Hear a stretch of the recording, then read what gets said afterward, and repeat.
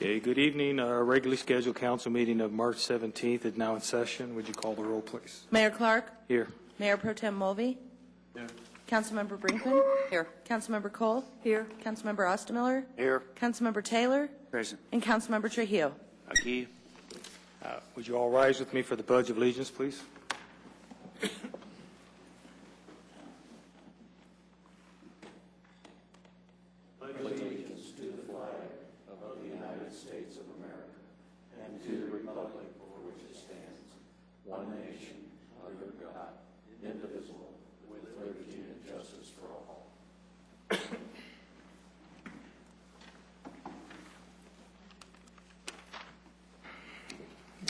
You all have the agenda in front of you. Are there any corrections?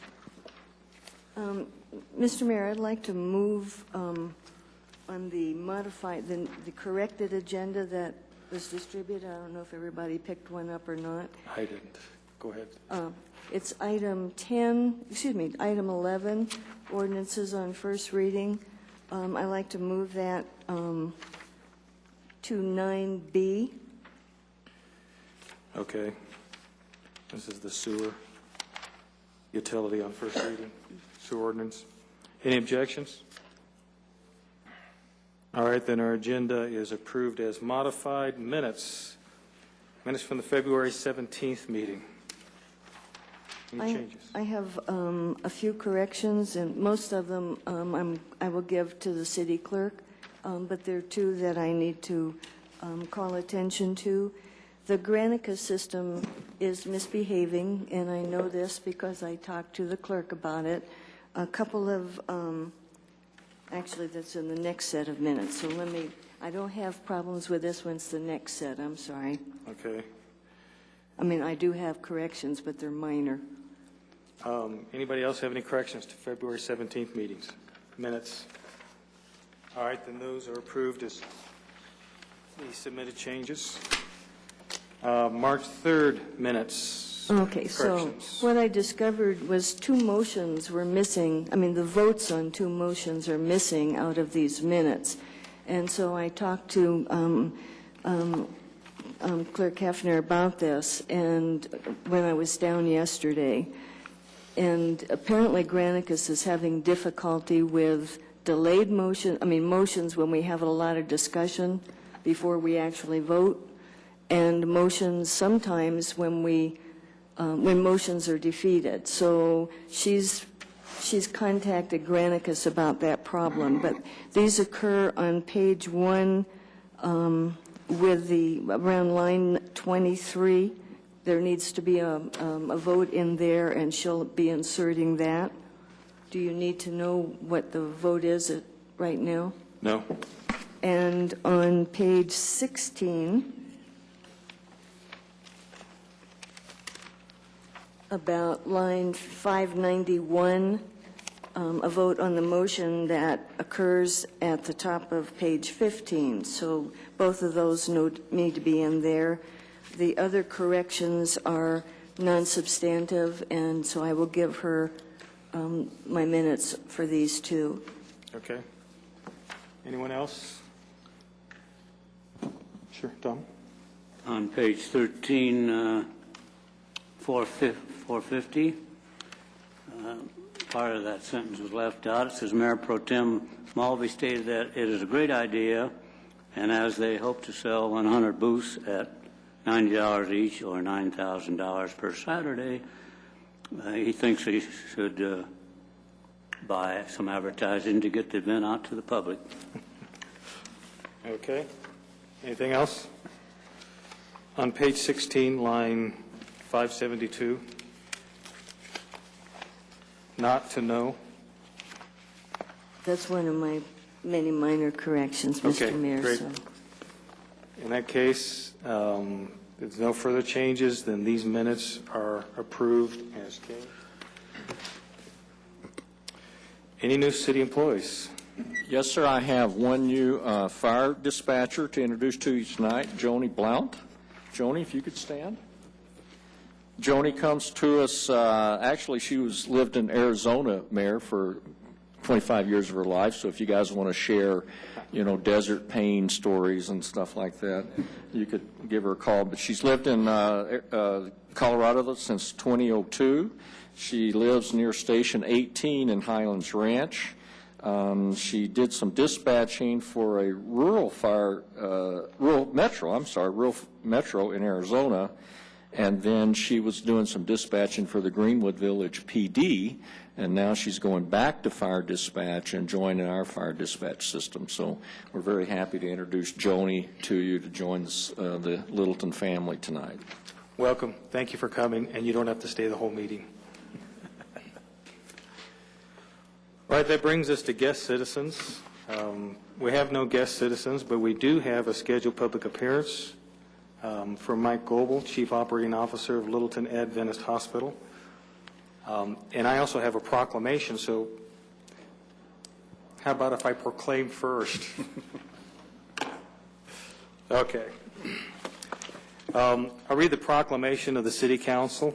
On April 3rd, whereas Littleton Adventist Hospital opened its doors April 3rd, 1989 with 82 beds and has grown to 231 beds today, and whereas in 2004, Littleton Adventist Hospital was verified as a Level 2 trauma center by the American College of Surgeons and the state of Colorado, and whereas Littleton Adventist Hospital is an economic engine for the community, providing jobs for more than 1,088 employees, and whereas the Littleton Adventist Hospital has partnered with the city to provide $150,000 over 3 years to support the Yellow Ribbon Youth Suicide Prevention Program, and whereas since the founding of the Littleton Adventist Hospital, more than 200 nearby businesses now provide medically related care, and whereas, this is the last one, the medically related businesses that have located near Littleton Adventist Hospital have created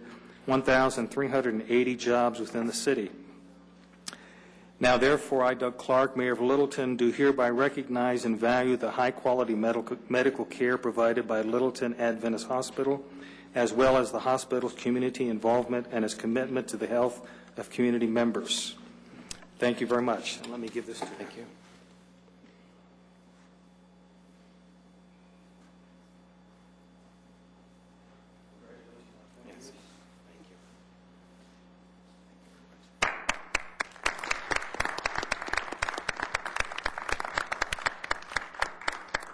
I'd like to thank the council and the city of Littleton for their support of Littleton Adventist Hospital. On behalf of the 1,000 employees we have and the 300 admitting physicians, we have a great relationship with Littleton Fire Rescue, and we appreciate very much your support and the support of the community. So thank you very much. Sure, thank you.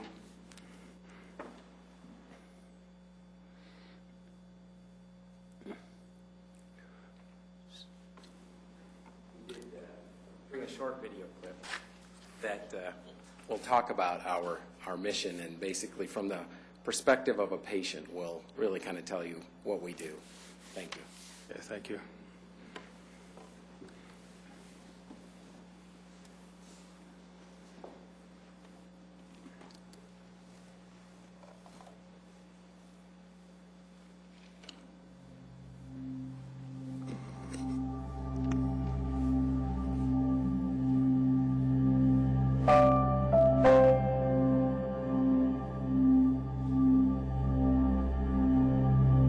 In July of 2007, I was on trauma call here at Littleton, and late in the afternoon we received a trauma alert, which means that there is a pretty critically ill patient coming to the hospital.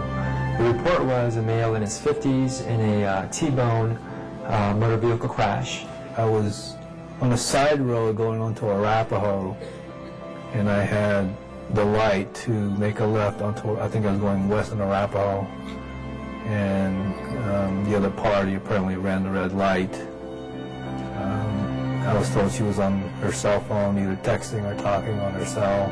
When he showed up, it was a gentleman in his 50s that appeared, awake, talking with me, but very agitated, and kind of slurring his speech a little bit as well. To be honest, I don't recall the day of the accident. We did a CAT scan of his head, his C-spine, his chest, abdomen, and pelvis.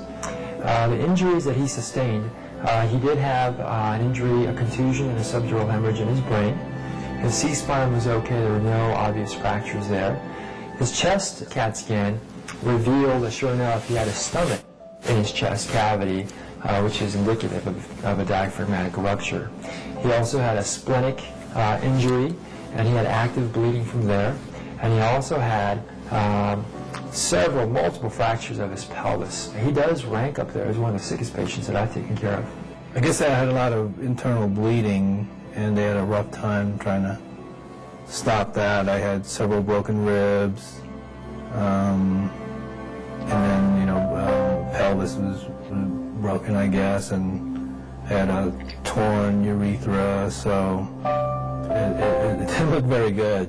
I remember thinking that, boy, this guy, he's not going to survive. The thing about his case was we were on a timeline. The clock was ticking. We needed to get him in and out of the OR as soon as possible. Boy, it was such a coordinated effort by the anesthesia team, putting in central lines, putting in A lines. The nurses, the whole staff was incredible in mobilizing to get this done. We had the neurosurgeons involved. We had the intensivists involved. We had the trauma orthopedic surgeon involved for his acetabulum. We had a hematologist involved. It was really a team effort in trying to save his life, pretty much. From there, Mr. Manio went to the ICU, and there was the biggest and the most critical portion of his stay, actually. It was the first 24 hours. In the middle of the night, maybe around 4 in the morning or so, I felt like, whoa, I think he's going to make it. I think he's going to make it. The care I got helped pull a miracle. I mean, it's nothing short of a miracle. I've survived this. Once the patient went up to the ICU, I can't say enough about the ICU nurses and what they did for Mr. Manio. And I think he realizes that too. He's come back a few times to say, thank you to the nurses. I had heard a lot of things about the care I had gotten at Littleton, and I heard how fantastic, the people were. So I look forward to meeting Dr. Kim and staff. I went up there because Kim said, the staff wants to see you. They want to see you. They're glad to hear you're doing well. It was quite a moving experience, even though I didn't recognize any of them, but they should recognize me. And it was a nice reunion, I guess you could say. Then last April, I had a kind of like an appreciation party. He had a kind of a open house / reception. I think to be thankful to be alive. It's funny how people show up for weddings and people show up for funerals, but when things are good and everyone's healthy, then loved ones don't really come that often, and there's no real reason to gather. So I think he did this to gather all his friends and family to celebrate him surviving and living. And so I went, I took my wife and kids, and it was great. It's amazing when I look back how things have turned out. It all started here at Littleton. I mean, without the first step being here, I don't know where I would be, how I would be. When I used to go by, it was just, to me, it's just another hospital. And I never thought I'd be, it'd be a significant part of my life as it is now. So every time I go by it, it's like, wow, that's a part of me now. It's a part of me now.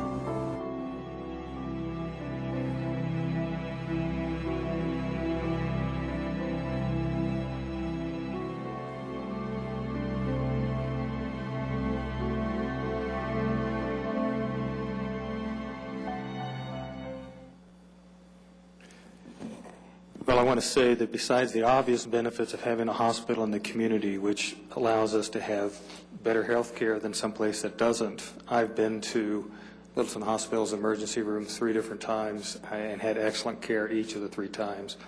But what we really appreciate is your involvement with the community, which ranges from the contributions for the Yellow Ribbon campaign through hosting Littleton Academy students to take tours through your emergency rooms when you redid them a few years ago. So we thank you and we appreciate you being in the community.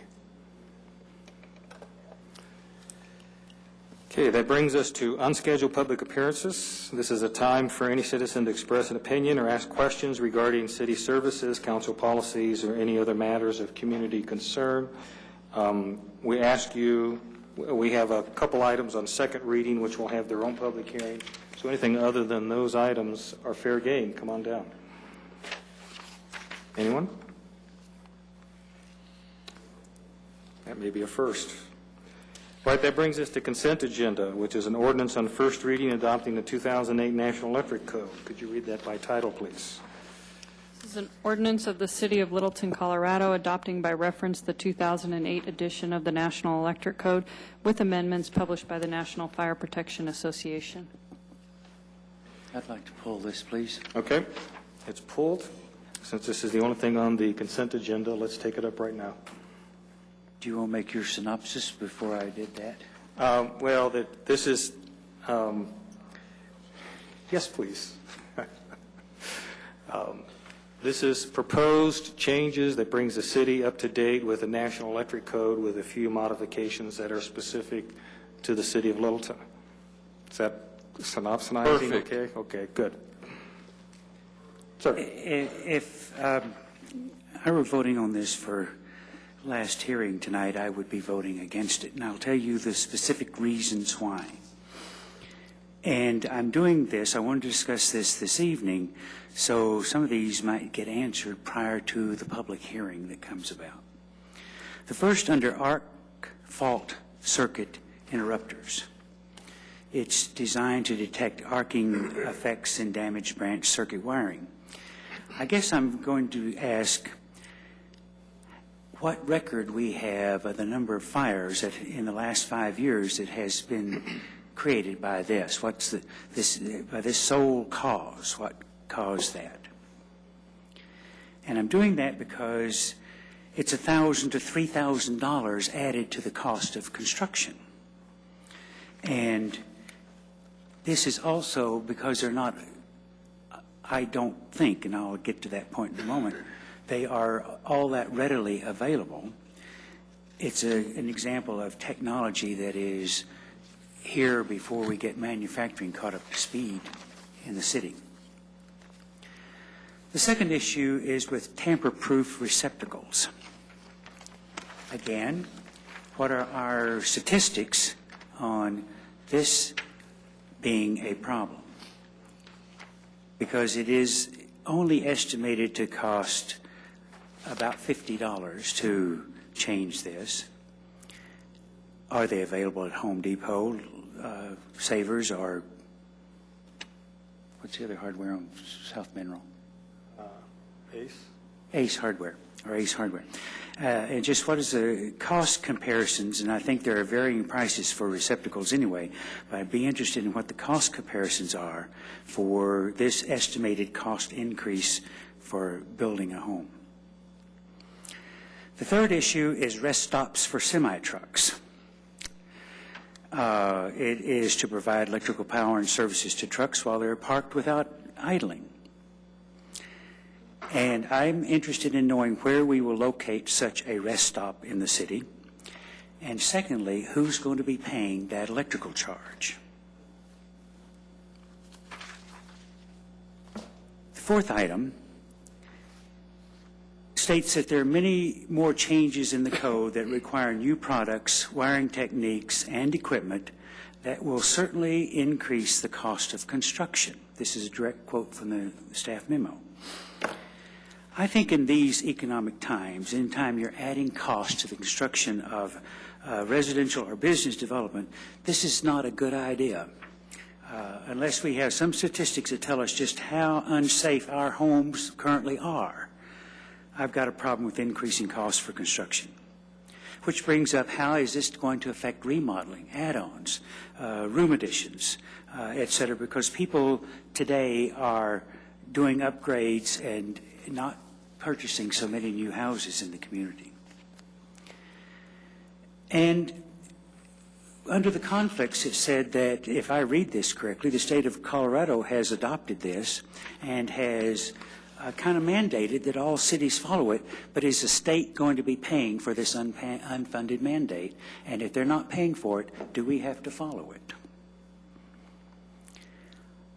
And lastly, I would like to ask if sections of this code that's being repealed or changed can be put on the website for electrical contractors to see, and I don't know how they're going to be notified, but at least give them an opportunity. And also, I would like these changes sent to council via email. Changes or answers to the questions? Well, I want to see the changes. I want to see the codes that's being deleted. Okay. And I want to see the changes in the codes as being amended by this ordinance. So you want to see the actual code behind it? Right. All right. Can I ask a question? Certainly. Are we talking something that's like 30 or 40 pages long, or 2 or 3 pages long, or? I'll ask Jim The issue is, Thielen. if it's coming by email, is that a good way to get it? This is Jim Thielen, our Director of Codes and Enforcement. Good evening, Council. The analysis of changes to the electric code is probably 200 pages. And it goes through each step and kind of tells you what the changes are and how relevant they might be, to us as far as the city. Most of the changes are editorial, but there are changes in wiring techniques that will have cost increase. What has happened with the electric code, you share many of my concerns, but it's no different than the rest of the other codes. As we identify issues to protect the life, health, safety of citizens, that there are new techniques or new ways of building things that cost more money. I share your concern with the arc fault. I too am frustrated with the increased cost, and I think that of construction, and maybe I put a little bit of too much of my feelings in that memo because I feel the same way you do. I think in time the cost of those devices are going to come down. What frustrates me is that those devices have been required in bedrooms for 6 years and they still cost the same amount of money. To me, that doesn't make a lot of sense. As far as statistics for arc fault, I would have to do some more research. I didn't find statistics when I was going through the analysis of changes, but I certainly can look and see if there is any history as far as how many fires we have or how many. I mean, we never can know how many fires we prevented. Jim, Mr. Taylor asked for a number of things. I think the only question relevant tonight is the volume that you're requesting to be sent to him on email. So would you like to have hard copy of that sent, Mr. Taylor? What did you say it was? Oh, it's probably 200 pages. Of what you're deleting and what you're adding to? No, I'm only adding one thing, which we have consistently added, and that's in the ordinance. We've only added one item, and that's the amount of outlets on in kitchens along countertops. We have amended it to allow more outlets rather than less. But you are repealing certain sections of the code. Hang on, I think you two are talking about different things. What I think Jim is talking about is What's Jim? Good point. What I think Mr. Thielen is talking about is the changes that he's putting in that are Littleton specific to the National Electric Code. I think what you're asking about is what additions are there from this version of the National Electric Code to what we currently have in place, which is, what, 2 or 3 years old, the old version of the National Right, it's 3 years old. 3 years old. And that change, I mean, it might be 200 pages, and it could be, I mean, I didn't count them. And there might be 2 or 3 items on one page. You know, one page might be devoted to one change. I don't know how many changes were made. What I did is try and give you ones that might have been. Yeah, there were just certain sections of this as being repealed and certain sections being repealed and I assume replaced in their entirety. And if you're repealing something, how is that going to affect the health, safety, and welfare of our citizens if it's no longer applicable? And I guess I'm looking for statistics in Littleton. You quoted some national statistics here, but how is it affecting us? Are we living in unsafe houses? And if we're not living in unsafe houses, why do we have to change the code until it gets more cost-effective for us to do so? Can you please send the changes by email rather than Yes. hard copy? Can we, talk? You don't have to answer the philosophical question tonight, Jim. We realize have that he all was- the issues that Mr. Taylor wanted to have, so you can be prepared to have the philosophical discussion with him when you come back in 2 weeks, or on April 7th. Yeah. He didn't mean to shock you with the questions. Since we've pulled this for discussion, and I like good grammar and so forth, and mechanics, on the first page of the ordinance itself, it's not substantive, but we might as well just tidy it up, right? The third whereas should not have an and after it.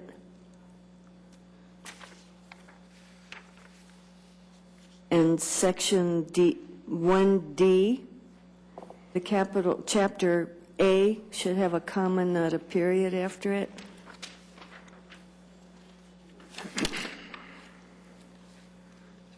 Thank you. It's just minor. It just makes me feel like the rest of it makes sense. Okay, council, we need a motion, but before you make the motion, I believe we have to specify where we're publishing things on first reading. So I suggest when you read the motion, rather than that it be published as required, you substitute something like the website, the library, and the glass case by the front doors. I thought we passed an ordinance within the past month that specified where all of them were going to be posted.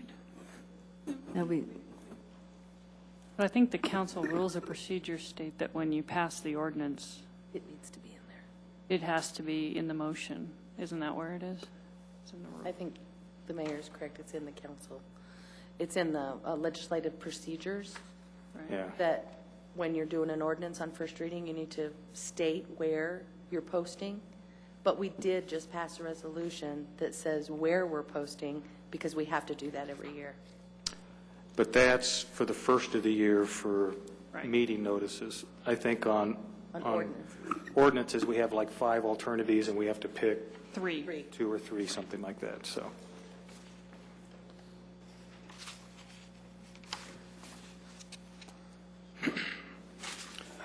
All right, to speed it up, I'll make the motion. thank you. I move that the proposed ordinance adopting the 2008 National Electric Code with amendments be approved on first reading, published on the website, the library, and in the glass case by the entry doors, that a public hearing be scheduled for April 7th, 2009, and that the ordinance be published in full.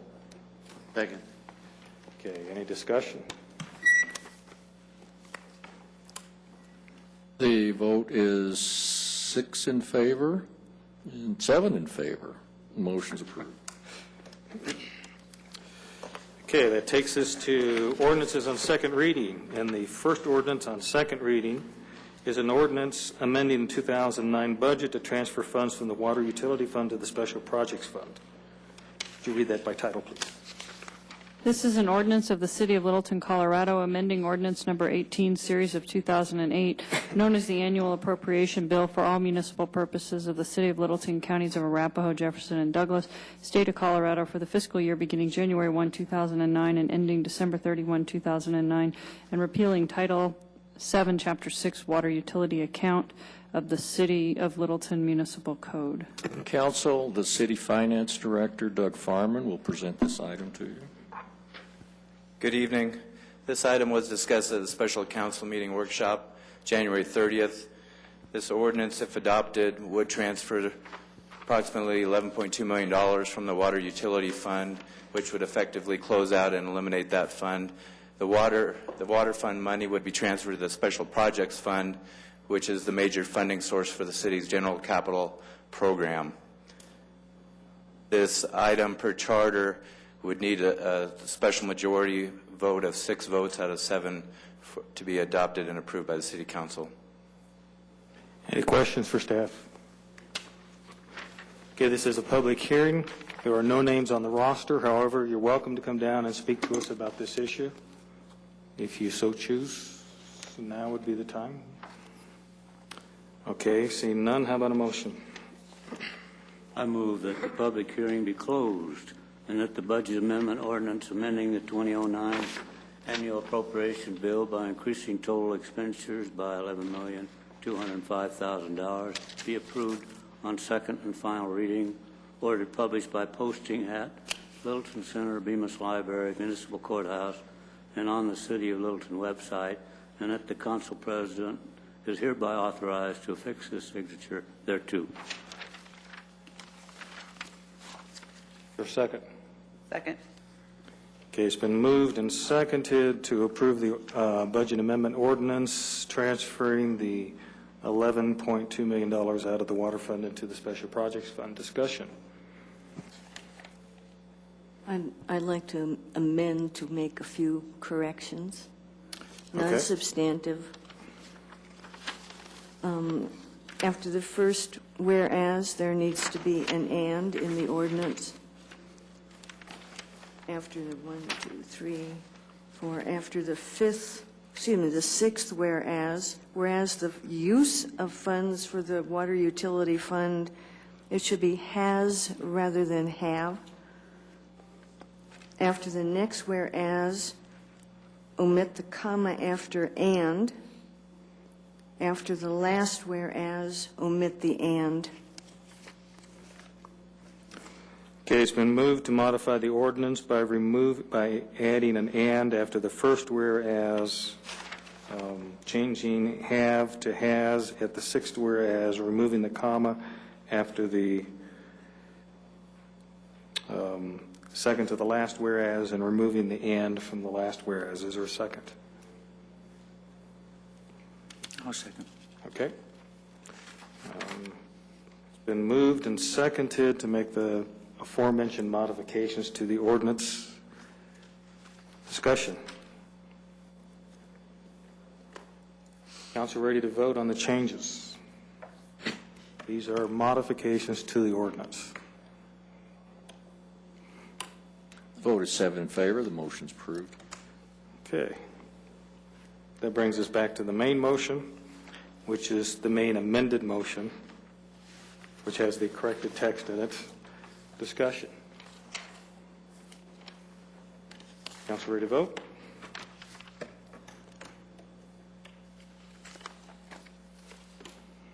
The vote is 4 in favor, with Councilman Taylor, Councilman Clark, and Councilman Ostermiller voting no. The motion fails because of not achieving a 6-1 vote. That brings us to item 8B. I don't think we need 8B. Well, it's on the agenda. My guess is we have to vote it one way or the other. Or table it, or do something with it. Or, yeah, let's at least get it read by title, please. This is an ordinance of the City of Littleton, Colorado, amending ordinance number 18, series of 2008, known as the Annual Appropriation Bill for all municipal purposes of the City of Littleton, counties of Arapahoe, Jefferson, and Douglas, State of Colorado, for the fiscal year beginning January 1, 2009, and ending December 31, 2009. You want to make a presentation?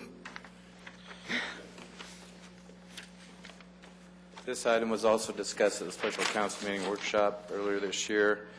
This item would amend the budget to pay off 3 financial obligations the city has. It would amend the budget by approximately $3 million in the special projects fund. This item would pay off the 1999 COPS courthouse lease and our software lease that we have with CRW, and also the police radio lease. Questions for staff? All right, this is also a public hearing. There are no names on this roster, but it's now open for the public to come down and testify. Seeing none, how about a motion? I move that the public hearing be closed and that the budget amendment ordinance amending the 2009 annual appropriation bill by increasing total expenditures by $2,996,000 be approved on second and final reading, ordered published by posting at Littleton Center, Bemis Library, Municipal Courthouse, and on the City of Littleton website, and that the council president is hereby authorized to affix his signature thereto. Is there a second? I'll second. Okay. Been moved and seconded to approve the ordinance amending the budget, paying off approximately $3 million of lease purchases. Discussion.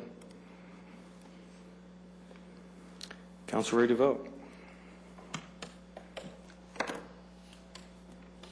The vote is 2 in favor with Councilwoman Cole, Councilman Taylor, Councilman Clark, Councilman Ostermiller, and Councilwoman Brinkman voting no.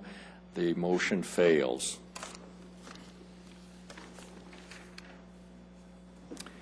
Okay, that brings us to item 9A, which is a motion to accept license plate reader technology policy. And council, there was distributed to every one of us. It was, and for the council's information, I did draft a new motion. It's in italics down at the bottom of a amended council communication. I don't think it changes substantively what will happen tonight. I would just like the motion so that you're not formally adopting an administrative policy, but rather adopting the use of the technology. Our city attorney had some lawyerly concerns about the wording of the motion, so this cleans up those concerns. This is a motion to approve license plate reader technology policy that's put forward by the police department. When the request to purchase these automatic license plate readers came forward, the council expressed some concern about how this information was stored and what it would be used for. The police department proposed, or I should say wrote an ordinance, a policy that would govern how the information would be used and the machines would be used. That appears attached to the communication. This is where we approve the police department's use of their license plate technology pursuant to the policy. Right. I said that right? You did. Good. Questions? I do want to ask a question. Is there a long-term plan? This approves only one unit, I believe. No, this approves the police department's use of the technology pursuant to the policy. The issue was, did the police department have a policy for using it? I believe there's 2 units appropriated. My recollection is the agreement was that the department would hold off purchasing those units until they had developed a policy, which is this policy. I guess where I was headed was, have we purchased them already, or will they be purchased after? I believe they will be purchased. They have not been purchased, and they will be purchased after this is approved. Chief Coogan is on her way to the microphone to respond. Sorry. We have not purchased the units yet. We have been investigating what's out there and also what the other communities are using to see what's best in terms of the technology. I am very interested in maybe 5-6 months from now, we get a report about how this is working. Is that a long enough period of time to get any statistics at all? Oh, absolutely. We believe we'll probably have them and actually deploy them maybe by the end of May, 1st of June. So after a couple months, we should be able to tell you fairly quickly how many stolen cars were, that we identified, how many crimes, how many warrants, those types of things, or information that led to solving a crime. So I would like to have 6 months after we actually deploy them, because we've got to go through the contracts and the purchase and the installation. And so if you could give me 6 months from the date that we actually install them. That'd be fine with me. I'd just like to have some statistics later on for how this is working. Okay? We don't have a motion yet, do we? No. So if you stay there, I want to ask a question. Sure. Oh, now? Yeah. Okay. Is there a reason that we need to keep the names 90 days? That seems a little long to me. Well, they're not names, they're license plates. Well, I mean, yeah, but I mean the information. Yes. We decided that that was a reasonable period of time for us to determine whether or not it was connected to a crime. A lot of times people may be on vacation, they don't notice something, they report it later, identity theft, that something comes up with a plate. You need a little bit of time, plus it gets assigned. So we thought 90 days was reasonable to determine whether or not that vehicle had been involved in a crime. Okay. I mean, so it would recognize ones that have already been identified as a problem, but the issue of whether somebody's committed a crime but you don't know that yet, the information's in process of being verified that a crime's involved, right? So it'll have those plates as you discover that somebody is involved in a crime. I didn't say that right, but I mean, they've committed a crime, but you don't have the data verified. Well, let me give you an example of what may occur. Other jurisdictions are also purchasing these. Jefferson County has them, Arapahoe County has them, Centennial's buying one, Lakewood has one. Let's say we had a series of burglaries throughout the south area, and we didn't know who had committed that crime. Someone's arrested 2 months from now with a license plate. We could then run that plate to see if it had been registered in front of a home where a burglary occurred, and then link that and possibly run it for other evidence. That's what I was trying So to it's say, a but time didn't. connection. So, thank you. Okay, any other questions for staff? I move the council approve the Littleton Police Department's use of license plate recognition technology pursuant to the attached policy. Second. Okay, it's been moved and seconded to approve the police department's use of the license plate technology pursuant to the policy. Any discussion? Council ready to vote? The vote is 7 in favor. The motion's approved. Thank you, Chief. That brings us to item 9B, formerly 11A, which is an ordinance on second reading that was postponed, I believe, 2 weeks ago to this meeting. I believe we have to read that by title, don't we? Or is it first reading and we don't? Yeah, we do. I don't have it, sorry.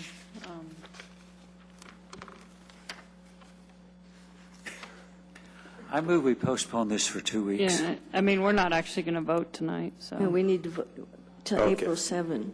It's been moved to postpone To the April 7th. ordinance on first reading that amends the Littleton Sewer ordinance. Is there a second? Second. John seconded. Any discussion? Council ready to vote? Vote is 7 in favor. The motion's approved. Okay.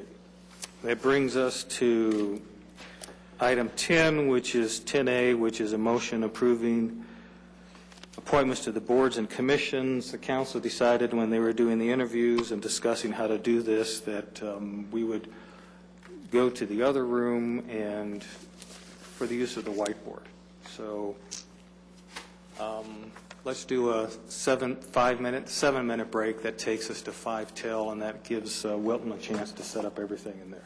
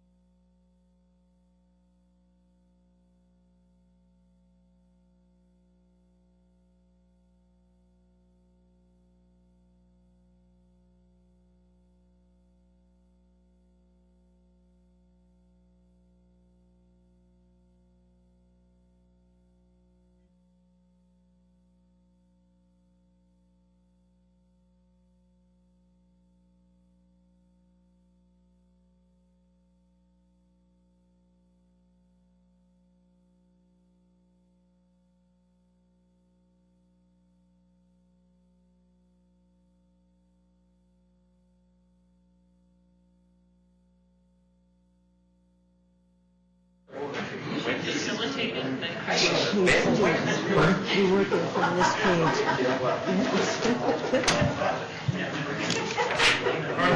Back.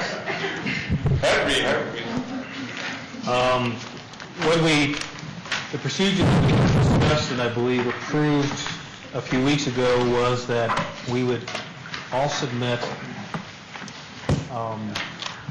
the names that we wanted for the openings, our top pick.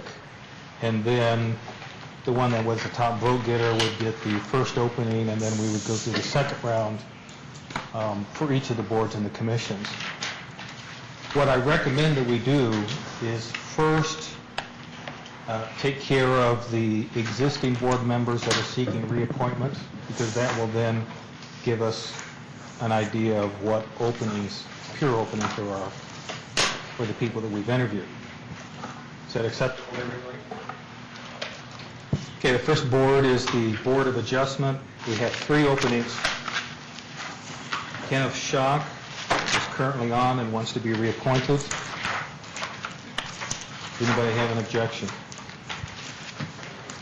Okay, Philip Winchern, I'm probably butchering his name, is also on and wants to be reappointed. Is there any objection to reappointing him? Mr. Mayor, am I on? Yeah. For clarification, both of those are currently alternates, and there is one vacancy on that board, so do you want us at this point to follow, decide if we want to move one of them into the vacancy and then... Yes, let's do that. Okay, so I would move that Ken Schock, who I believe is alternate 1, be moved to fill the vacancy, that Philip Winchern be moved to alternate 1, and then that leaves an alternate 2 position. You meant Kenneth Schock, didn't you? Yes, I said that wrong. Ken Schock, Philip Winchern. Is that right now? Thank you. So the motion is to move Kenneth Schock to the full position, move Philip Winchern to alternate 1. Is there a second? Second. Okay. Discussion. Raise your hands if you're in favor. It's unanimous. Okay, now we have one opening with names. Shall we just go around the table? Jim? When I looked at we had no first choice applicants. Second choice, none of them, they applied for other positions for their second choice, or for their first choice. I thought Alicia Weimer, who's a third choice person, would be good in that position. Karen Schaefer-Buck, by the way, didn't apply for Board of Justice, she applied for Building Board of Appeals. Since we don't have any first choice people, can we come back to that later? Oh, you want to see where some of those other people fall out, or get I think appointed? that's a good idea. Any objection to coming back to the Board of Adjustment, putting him at the end? Okay. Good. If we're suggesting procedure, then we had quite a few people applying for just a couple of boards, and we interviewed many of those people and some others too for other boards. We interviewed some people with questions on 3 or 4 boards. So I'm wondering if we would do well to take the ones that had so many applications, because we didn't have too many applications for some of the boards as first choices. So I'm wondering, particularly BAC and Planning Commission, if we wanted to look at those, and Fine Arts, because so many of those people, we had so many for those 3. Well, looking at this, I think that almost all of the other boards, you had more than enough applicants. So I think if we just go down the list, you'd be okay, unless there's one that you want to put in front of the others. So that you get lights on. There are no openings. There's 2 openings for Building Board of Appeals. You have 2 current serving members. I think we can get that out of the way. Well, we had a horde of people for the Planning Commission. I move that Dan Flynn and Jerry Valdez be reappointed to the Building Board of Appeals. Second. Okay, it's been moved and seconded to appoint Dan and Jerry to the Building Board of Appeals. All in favor, raise your hands. Okay, it's unanimous. Business and Industry Affairs. Kay Watson is currently serving, seeking reappointments. I move she be reappointed. Second. All in favor, raise your hands. Unanimous. Okay, that leaves 3 other openings. Mr. Mayor? Sure. Before we discuss anyone or make any appointments to the Business and Industry Affairs Advisory Committee, I'd just like to read from the City Code. It says, members shall be drawn from a broadly defined list of community business leaders and shall represent those sectors which are most knowledgeable in the area of economic development. Also, this board serves in an advisory capacity to the Business Industry Affairs Department. Typically in the past, we have received a list from the director of the Business Industry Affairs Department of people and sectors of the economy that he would like to have represented on BAC. And so I think we ought to follow what's in the code, get a list from the director of the Business Industry Affairs Department, and then make a determination of who we should add to that Select committee. from among the list of first applicants who put it down first? Well, I don't know, because I think only Chris knows what Their needs are. what the needs are and where he needs advice in the area of economic development from what kind of members. And I think that's the way it was structured years ago, and I think that's the way it should be handled, since that's the way it's in the code. Peggy? I think that would not to be behaving in good faith. We asked for applicants for this. We interviewed people.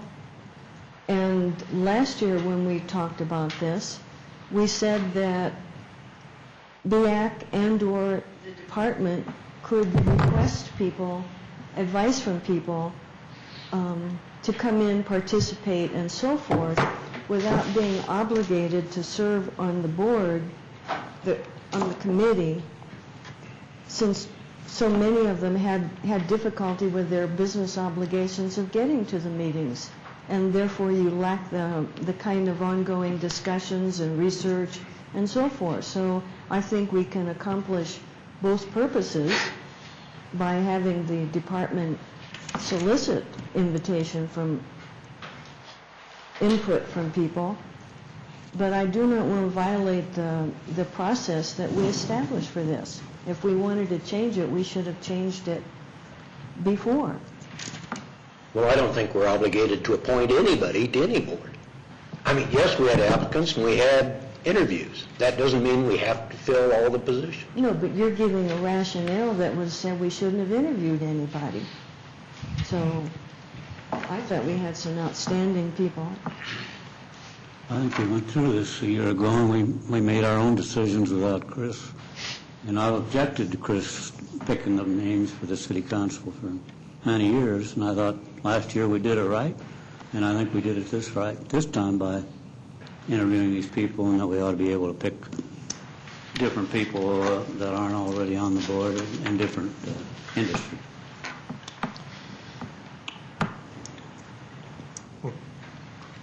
Council, I think part of what John's talking about is something we've been struggling with as a council, and that's what's the role of the Business and Industry Affairs Advisory Committee. Because it started as a committee that basically was Chris's committee to provide advice to him as he was running the Department of Business and Industry Affairs, it seems to have evolved into something slightly different. And the new evolution is a committee that basically seems to be structured towards producing a report that goes to council. I would personally be very, very happy with steering the committee back to what the former objective was that's stated in the code. However, I do think that we solicited for applications. We have a list of people that wanted to apply to business and industry affairs. I guess my preference is to appoint off of this list and then to have a discussion and possibly make a change if that's what the council wants to do on the direction of FEAC, because we did go off and solicit input for it. But I also agree with where I think John is going on what the role of PEAC should be. But sitting here tonight with a list of names that we've solicited, I think we're probably better off going and filling the committee and then deciding if we want to redirect the committee, and if we do, then talk to the committee and talk to Chris about what to do. We had a lot of talent out there this year that put in for these commissions and boards, and I was quite impressed with them, and I don't see why this council shouldn't go ahead and appoint from the people that we've interviewed. If not, we'll be sitting here having another meeting on the same thing. Yeah.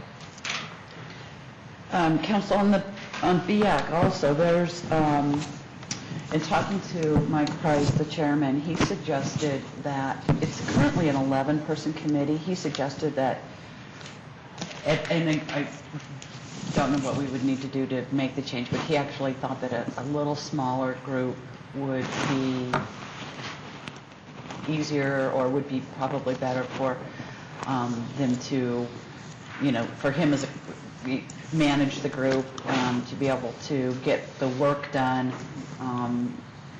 in terms of, more consolidated, concentrated group.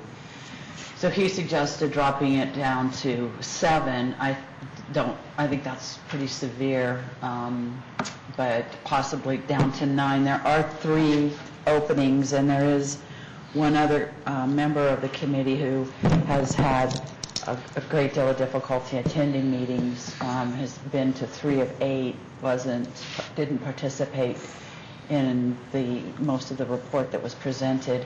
And in talking to Mike, he's tried to contact her repeatedly and has been unable, he's not getting phone calls back. So, and that's Pam Camilio. And I know she's very busy with her agency and business, so, but we haven't.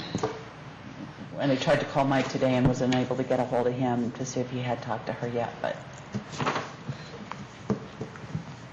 Well, Council, I guess I see 2 alternatives. Oh, Jim, go ahead. Well, I agree that what Doug said, if we're going to talk about changing the numbers, that needs to be a broader discussion than doing it tonight. Because we got to 11 members because we were looking for certain business categories that would give advice to our department. And that's how we got to 11. The people who are now serving on that committee don't fit those categories. And that's wherein lies part of the problem. So either we got to have this discussion, go back to what the original purpose was, as John mentioned, but I think it needs to be, as Doug suggested, at a time other than tonight. I don't think we can change the number of people tonight. Well, the 2 basic alternatives that I see in front of us is to not appoint business and industry affairs tonight, have a discussion, figure out what we want to do, and then either resolicit or appoint from the list, or alternate 2 is to go ahead and make the appointments tonight and then have that discussion about what to do with the committee sometime in the near future. Well, I think in a sense we almost need to make the appointments tonight, because as we're going through, you know, how people have crisscrossed over these in terms of their applications. If we don't select the ones from there that we want, you know, that we would put on the BAC group, then I agree with that, because that blows away all the names that I've got picked out for different things. I wouldn't know where to put them now. You'd have to start all over.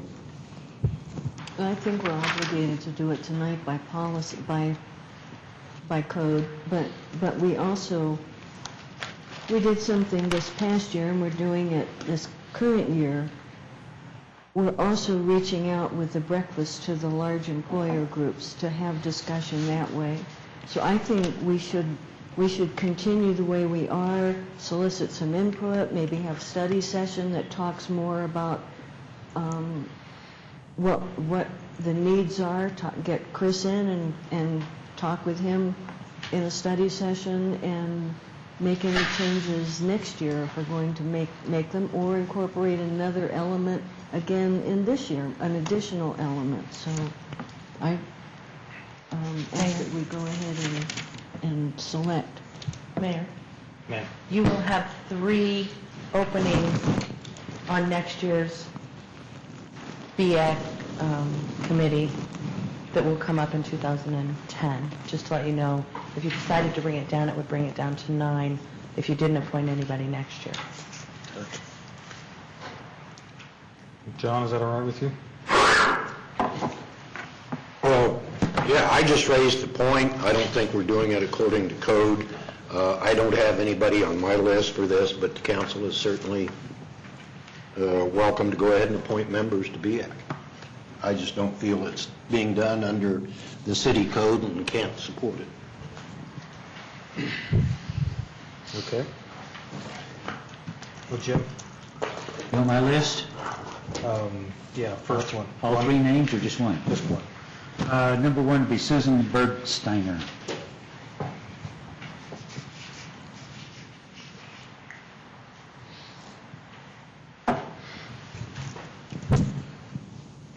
John, I assume we should skip you? Abstain. Okay. Jose? Dan Murphy.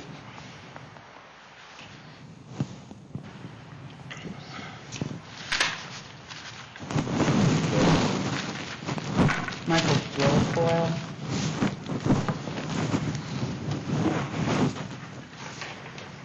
What did we decide on Pam, because she's marketing and some of these others are marketing? Susan's marketing. That one's marketing, I know, that's why I brought it up. Is Pam in or out? Well, I have to say, You want to make a motion? we've got the rules. I make a motion that we don't reappoint Pam Camilio to Business and Industry Affairs.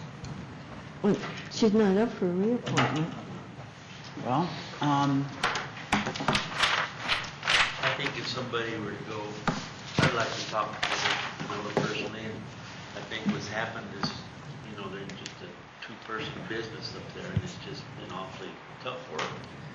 And just tell her what the situation is, that we require more attendance. And I think she would respond with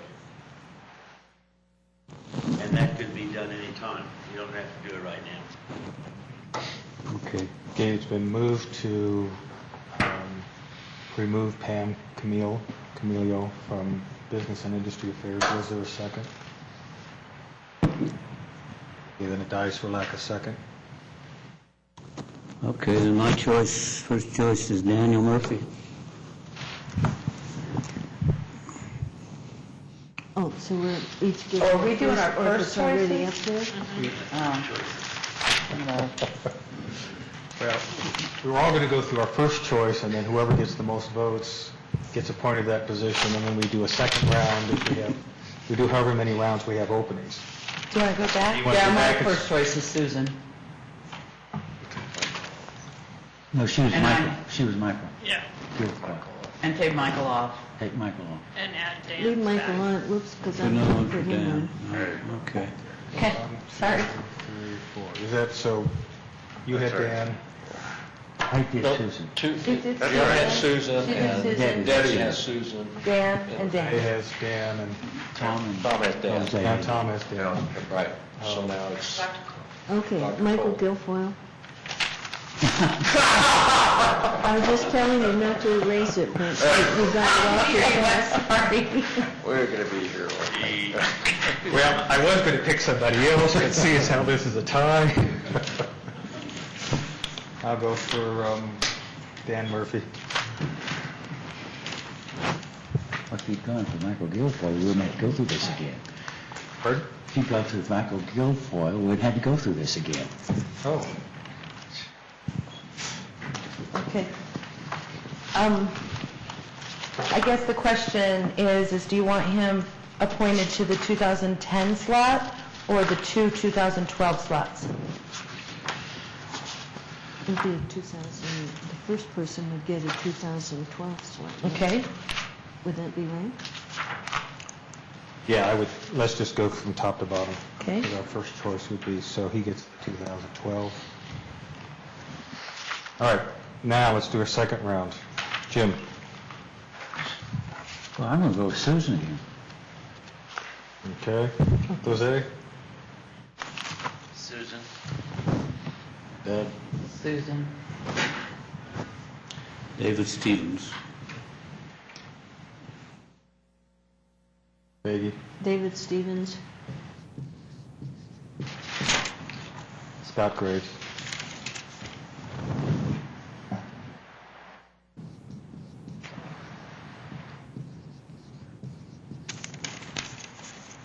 So that means Susan gets the next 2012. 2012 slot.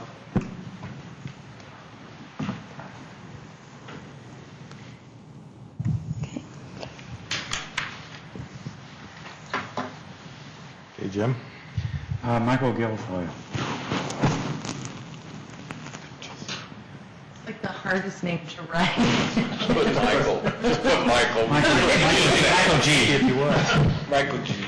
I'm just kidding. I got it now. Michael G is okay. I'm going to be here. Jose? Michael. Michael? Deb? Michael. Robert Schneenbeck. Schneenbeck? Okay. Now, this is confusing to me. So my name for number 2 is already up there, so does that person get 2 votes? No. Who's your name for number 2? David Stevens. Okay, no. I just didn't erase them. I figured they'd come back. I mean, this is a little awkward. So we've got a vote for a number 2, and then now we've got people who are giving their 3rd vote. So, anyway, I think maybe we should have just put our first 3 up there and looked at them that way. I have no idea what you just said. That's what I suggested too last month. If everybody put their first 3 up there, we would see who out of the first 3 got all the totals. So, Okay. Well, it doesn't matter what I vote. Michael Guilfoyle gets it.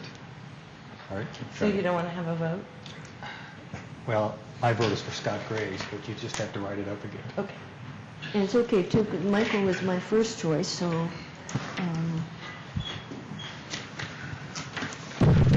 Okay. The next one should be easier. Yes, we only have a single applicant because the other 2 withdrew. So I move we appoint Mike Crowley to the Election Commission to expire in 3/12. Second. Okay, it's been moved and seconded. All in favor, raise your hands. Opposed? No, No? I'm in favor. Okay. It's unanimous then. no, it's not, I had somebody else. Okay. Or you opposed? Well, yes, because I wanted Buck, so, who is on the list, right? Okay. So it's I like Crowley, but I wanted Buck, so. 6-1.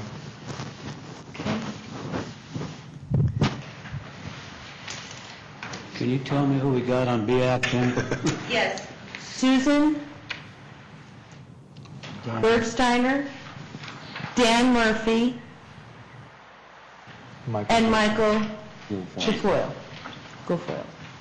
Maybe we better go back to what John said in the first place, because now we got 3 marketing experts on that.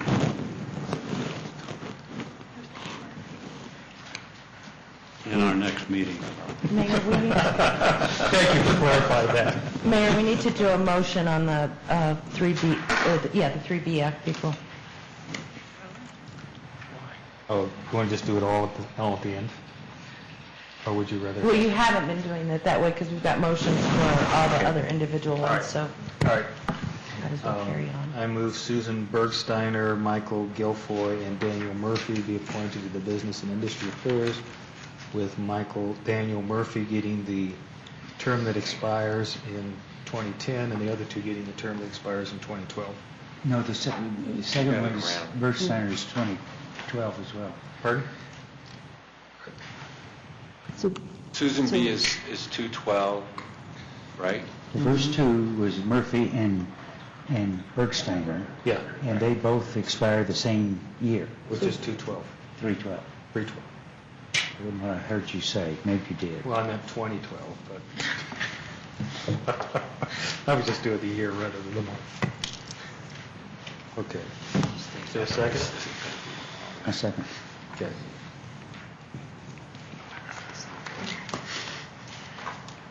All in favor, raise your hands. Okay, it's unanimous. Oops. 6-0. All opposed? You got to vote. You have to vote. All right, 6-1. I didn't ask for no stinking legal advice. Oh, you look down here. Stinking legal. We did the election commission vote. Yes, we did the election commission vote. That was also 6-1. We're now the Fine Arts Committee. Jim? Why don't you do a motion to reappoint? For reappointment? Yeah. I move that the three names listed for reappointment be reappointed. Second. Okay, it's been moved to reappoint Carol Breezak, Amelia Cassidy, and Al Claryhue for reappointments. All in favor, raise your hands. Oh, wait. Discuss. I'm sorry, I'm not sure we got a second. Did we get a second? Yes. Yes. Okay, John. All right, discussion. As a liaison to this committee, I've been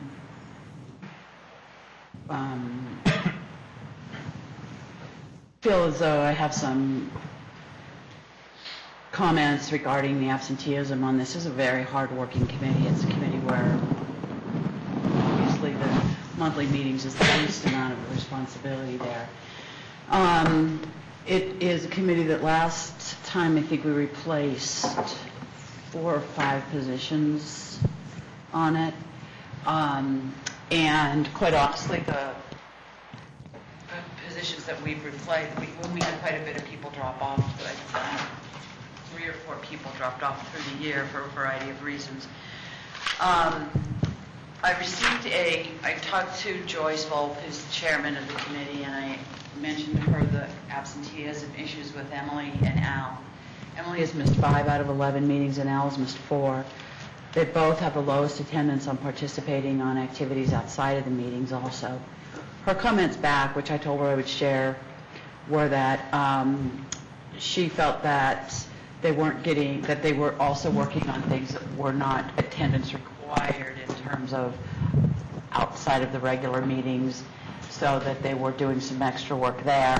One such thing I was working on it has not come to fruition, and she's working with another member of the committee, and actually what they're doing hasn't even happened.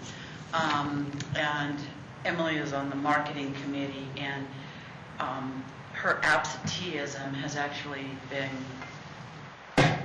somewhat detrimental to the committee because of the unpreparedness. So while I do understand where Joyce is coming from, she also mentioned that she felt that to have to replace 5 members again would be difficult. I need to share that information with you, but also my opinion of that is that I don't believe that the replacement, I think that we have an abundance of riches here with the people who applied, and I don't think that replacing 5 members on that committee would be damaging to the committee. I think that the absenteeism on there, it really does hurt the committee. There's absolutely no doubt about it. It is the other committee members are picking up that extra weight and they're carrying on, and quite honestly, the people who are doing most of the work on there right now are new committee members. Everybody's pitching in, but they are really carrying a lot of the weight. So it is, without having that attendance problem, it is damaging. So I would ask that we do not reappoint Emily and Al for another term on the Fine Arts Committee. Why don't we separate the 3 names and do them one at a time? We have a motion on the floor that has the 3 names. We can vote that down and then take the names up one by one. Or withdraw it? Pardon? Will you let me withdraw it? If the second will withdraw. Who was the seconder? John. You don't let Councilmember asked about you. Yeah, let's just vote it down. That's easier. We have discussion? We are discussing, yes. I mean, more discussion. More discussion. You know, I hear what Debbie's saying, but I think part of the work problem that you face is you have a committee this big, and you've had vacancies for several months. And I think if we had a full committee, we wouldn't have this problem, and we'd give these people a chance to understand what more they need to be doing, because they say they want to continue. And if a vacancy comes up, I think we ought to fill vacancy, particularly on a committee that requires a lot of work. I mean, a lot of physical work and otherwise. I would really wish on this committee, if none others, that we keep a reserve list of people who didn't make the actual appointment, and if a vacancy opens up, then we've interviewed them, we voted, and we have somebody in the wings that we could appoint to step in to help with all the labor and other work that has to get done. Further discussion? When I was on the Fine Arts, liaison of Fine Arts, these 2 people were very good workers. They may be missing some meetings, but they were up there hanging things and doing all the other things that you have to do if you're on that Fine Arts Committee. That's not like just coming to one meeting. That's extra nights where you're putting up stuff and displays and getting ready for the next. And I know they were very hard workers at that time. Well, and that's part of the problem too, Tom, though, is that both of them have, all the members on the committee, they have the lowest attendance at those also. So their participation there is equally low. Okay, any more discussion? The motion is to reappoint Carol Breezak, Emily Cassidy, and Al Clary-Hugh to the Fine Arts Committee. All in favor, raise your hands. All opposed?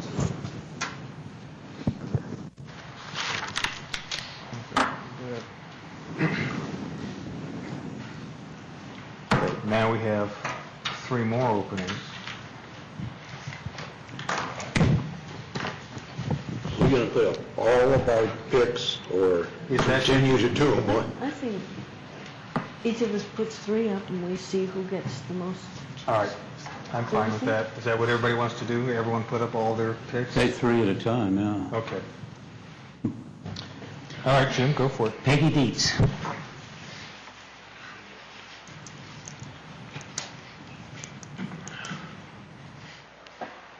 Christopher Varro. Chris, just put it down, Chris. Jim Dixon. Sorry, this is scratching on the board, and I know it's picking up in the microphone.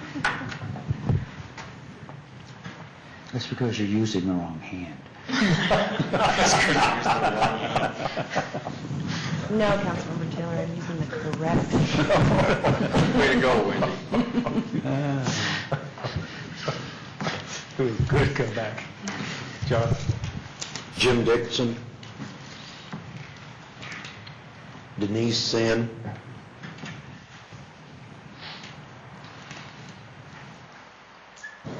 Sarah Trujillo,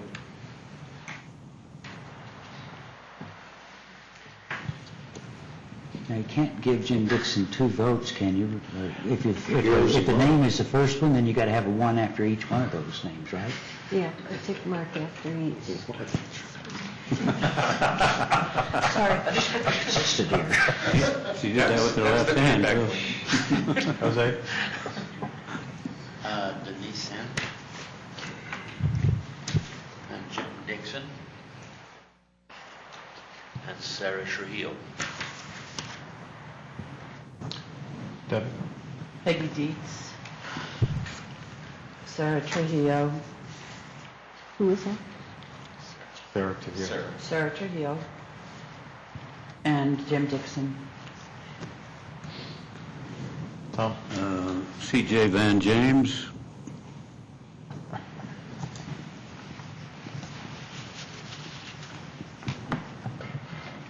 Sarah. And Sherry Otterson. Otterson. Who was that one?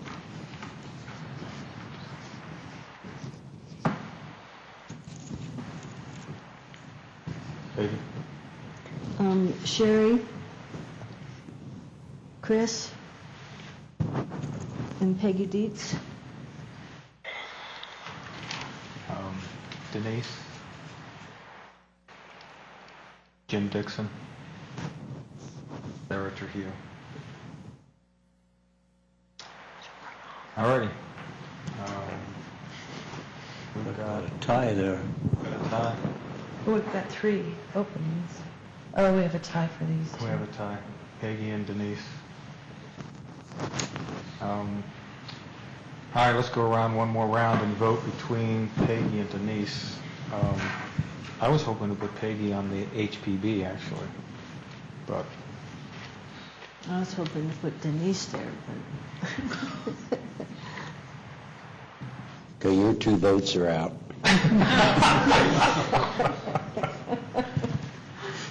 okay, Jim? It's between Peggy and Denise.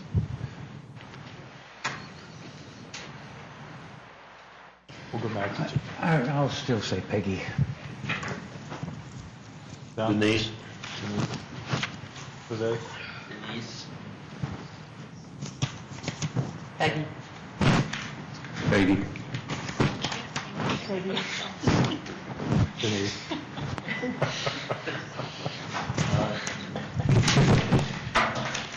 Mr. Mayor, we probably should have said this to start, but we had, I think, one outstanding set of applicants overall and for each of these. And so what we're seeing is a lot of outstanding people competing with each other here, and I suspect we will on the others. So if somebody didn't make the cut, it's not because they weren't good. I think we had a very good field of applicants this year. All right, so we need a motion. Are you ready? The 3, is that how we're doing it? Okay. I move we appoint Jim Dixon and Sarah Trujillo for terms expiring in March of 2012, and Denise Sen for a term expiring in March of 2013. Peggy Dietz. Peggy. Peggy Dietz, I'm sorry. Peggy Dietz. Looked at the wrong list. Good. Then moved to appoint those 3. John seconds it. All in favor, raise your hands. Thank you, John.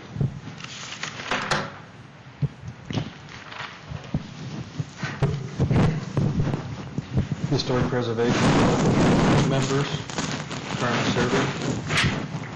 Looking for reappointment. I move the reappointment of those 3. Second. Okay. Moved and seconded to reappoint Steve Ekman, Kevin Kornig, and Chuck Reed. Discussion? All in favor, raise your hands. It's unanimous. That leaves 2 vacancies. And those are both alternates. Pardon? I believe they're both alternates. Okay. They're double check. They are. Is that right? Yes, ma'am. Yeah, they're both Jim? alternates. 2 names? Michael Donnelly. And I came up with Alicia Reimer for my second choice. Okay.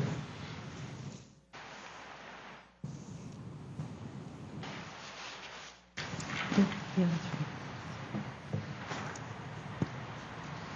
John? Me? John? Michael Donnelly, Catherine McMurray,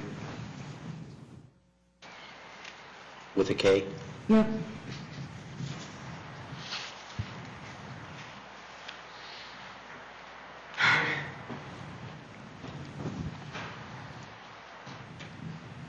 Jose? Michael Donnelly and Catherine. Catherine. Catherine. Thank you. Same for me. Catherine's my first choice, and Stacy Johnson. She was. She She pulled. withdrew. Did she Yep, pull? she did. She was. She didn't come that night. She's gone? Got on my paper here, she withdrew that night. She didn't show up. Adrian Discro is my other choice.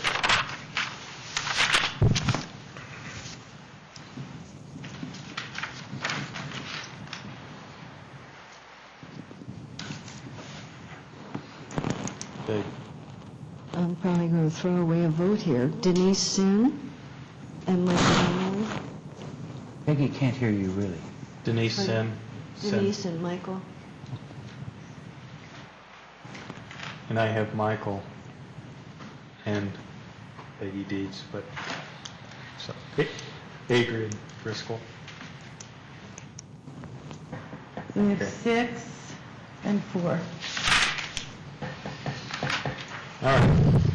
Like we get alternate 1 and Catherine will get 2. Yeah, you want to make it that way? You want to make a motion that way? Yes. I move that Mike Donnelly be appointed alternate 1 and Catherine McMurray be appointed alternate 2. Second. Okay, it's been moved and seconded to appoint Michael Donnelly as alternate 1 and Catherine McMurray as alternate 2 for discussion. Terms expiring. Both 2010. Both 2010. Discussion, all in favor, raise your hands. It's unanimous. All right, Housing Authority, we have 1 opening and 1 person seeking reappointment. Jim? I move that Stu Maher be appointed to Housing Authority. Second.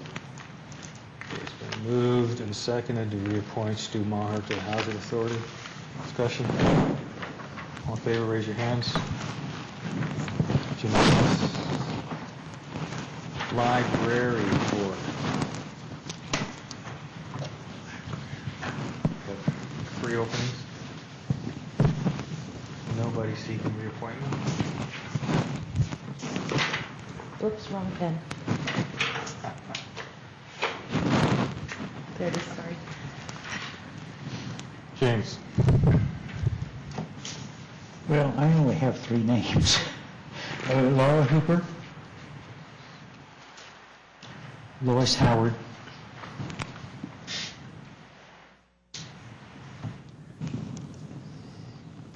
and Joseph Haynes, Haynes.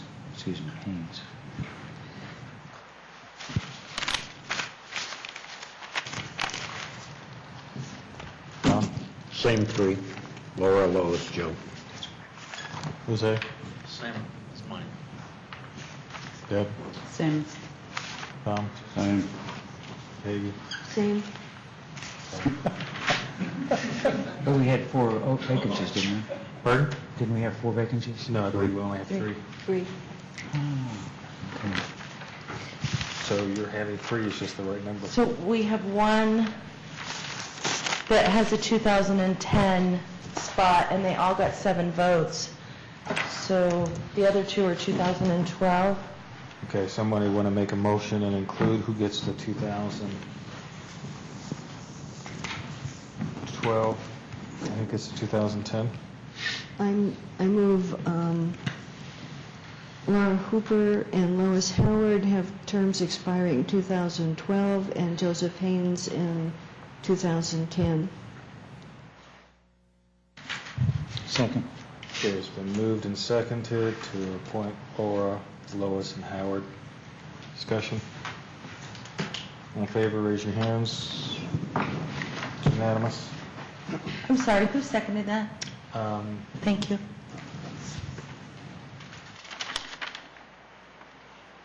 Blues Board. I move we reappoint Victoria England and Donovan Odell. And they're alternates, right? They're both alternates. So to their same To their current same- alternate positions. Right, alternate positions. Is that a second? Yes. Moved and seconded to reappoint Victoria and Donovan. Discussion? All in favor, raise your hands. It's unanimous. Museum Board. We have, go ahead. I move we reappoint Dick Dugdale and Rosalie Summers Benoits, I think. I don't think we got her name right. Benson. Last name is Benson.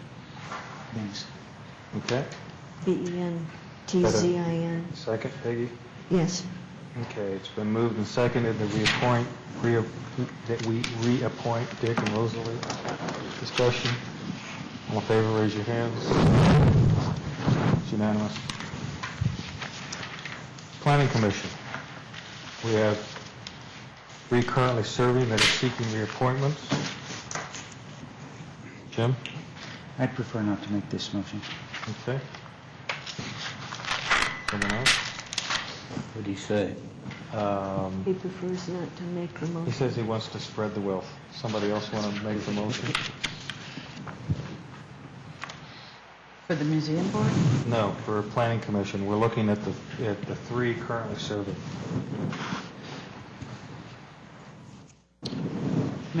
I'll make a motion that we reinstate Steve Balkenstad, Linda Kanu-Finke, and Kurt Samuelson to Planning Commission. Second. Moved and seconded to reappoint Steve Balkenstad, Linda Kanu-Finkel, thank you. Kanu-Finke. Kanu-Finke, and Kurt Samuelson. Discussion? All in favor, raise your hands. Opposed? Okay. 6-1. Now, we have 2 openings. This is going to be fun. Jim, you want to suggest 2 Craig names? Coronado? We have 2, a 2010 and a 2011 also on this. I just wanted to tell you before you Okay. start. And they're both alternates. And they're both alternates. I meant to say that too. Craig Coronado for alternate number 1. Alicia Reimer, alternate number 2. So we're just listing names right now. John? Right, I got you. Pardon? I understand. Okay. So, Craig and Alicia. Was that Like Gary Flanders, Jonathan Spencer.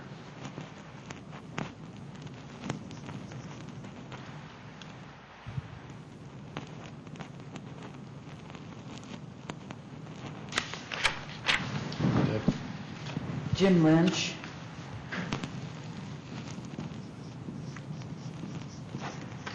And Alicia. Craig and Chris Guilford. What was your first one? Craig? Craig Oh, thank you. and Chris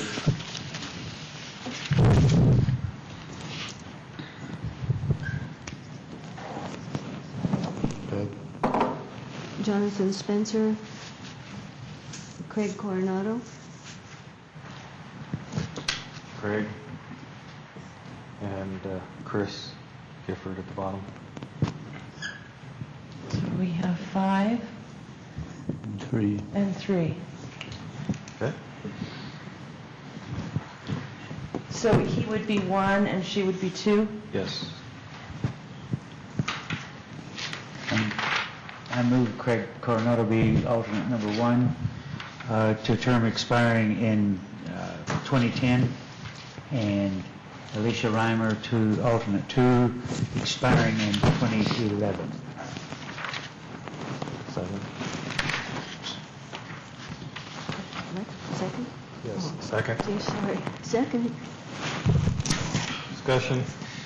All in favor, raise your hands. Takes us to Riverfront Authority. We have one person seeking reappointment. I move we reappoint Gary Thompson. Second. Been moved and seconded to reappoint Gary Thompson, Riverfront Authority. Discussion. All in favor, raise your hands. It's unanimous. Tree Board. We have, I move we reappoint Julia Duggan. okay, Second. been moved and seconded to reappoint Julia Dugan. Who was it? Julia Dugan. Julia Dugan. The one that's... Yeah, Mary Jane pulled out. Yes. Discussion. All in favor, raise your hands. It's unanimous. That leaves us 2 openings, I believe. Just one, isn't it? No, it's 2. Mary Jane resigned. resigned. Vacancy. There are 2 on the corrected, 2 slots on the corrected list. Yeah. I move, my candidates are John Lawson and Darrell Redford.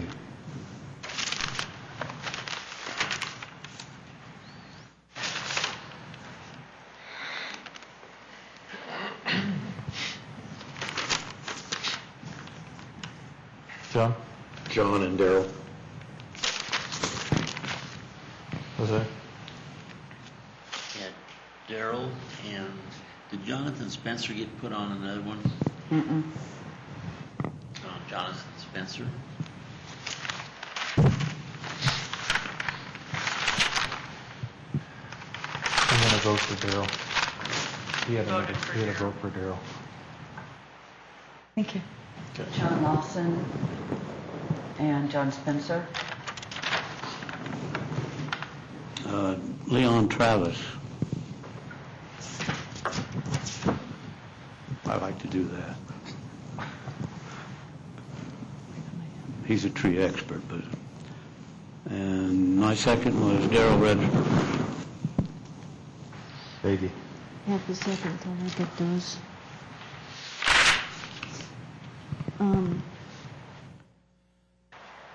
John Lawson and Jonathan Spencer. John Lawson and Darrell Redford.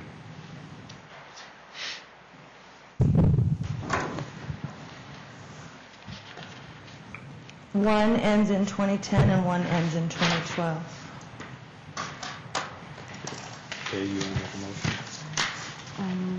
And these are both regular. I move that we appoint John Lawson and Darrell Redford to the tree committee. And which one's 2010? Whoops. I thought they're different years.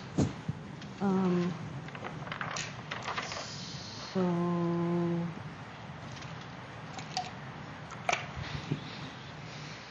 Darrell Redford 210 and John Lawson 2012, right? Okay. Did I get that right? All right. Fuzzy in the brain. Is there a second? Second. Okay.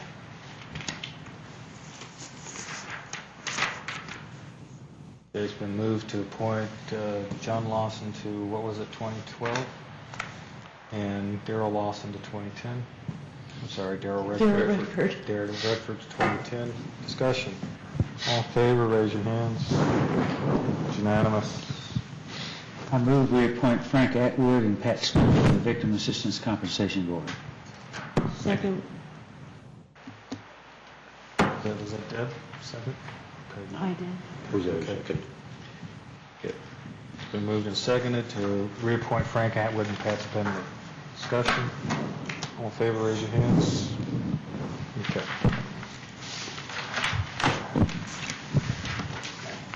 That gets us everything, right? Yeah, we need to go back to, You want to do that item officially? just a minute, Oh, yeah, we got, Board of Adjustment. Board of Adjustment. Oh. I knew we didn't do one. Oh, that's right. My stuff got out of order here. There it is. Yes, Board of Adjustment. Okay.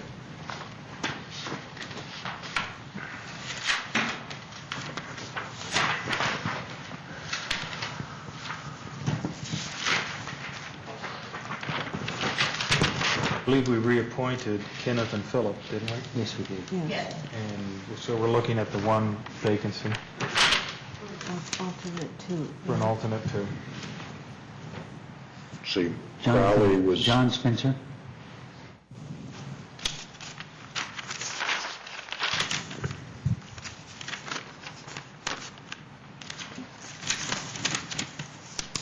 Is Jonathan?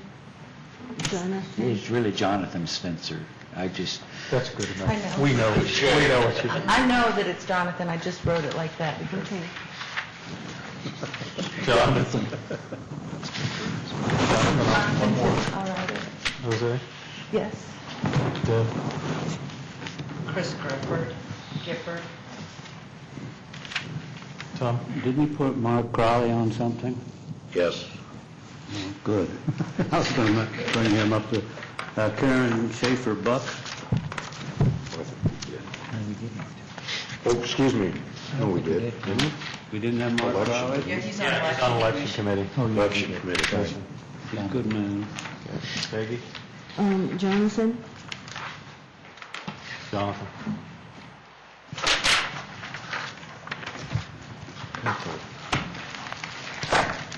Okay, you want to do the honor? I move that we appoint Jonathan Spencer as alternate two for Board of Adjustment.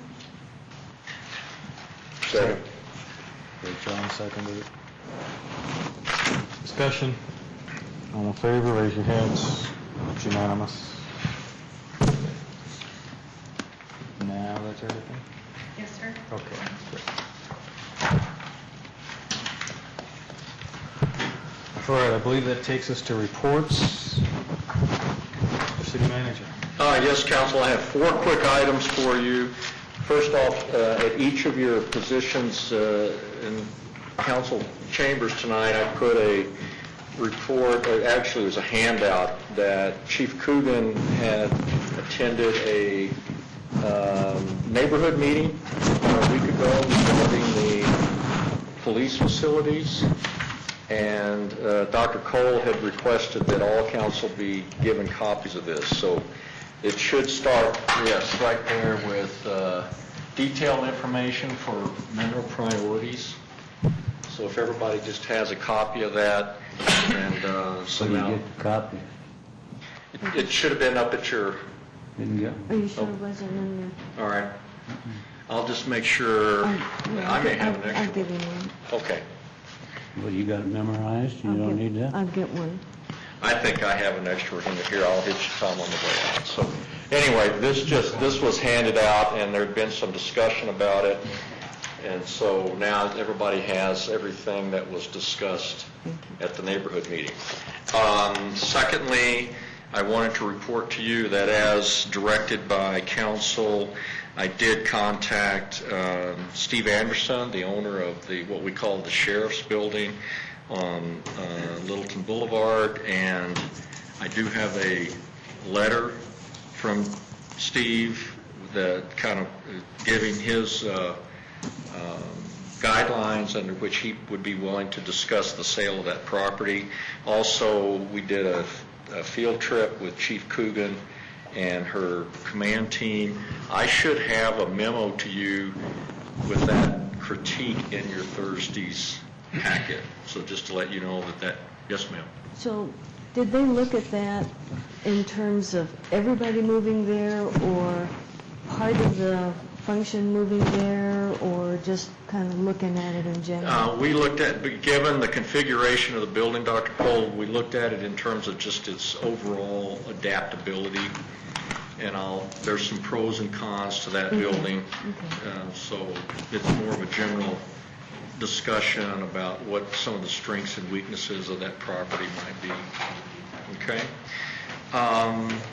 Item 3, and some of you were at the Economic Summit on Friday with the school district in South Suburban and ACC, but we talked a little bit about the federal stimulus, and I think I'd sent out an email, maybe from Charlie, that our Broadway paving had not made the Dr. Cog list, but we are still going to submit. There's another list, a stimulus list, being developed by the Colorado Health Department.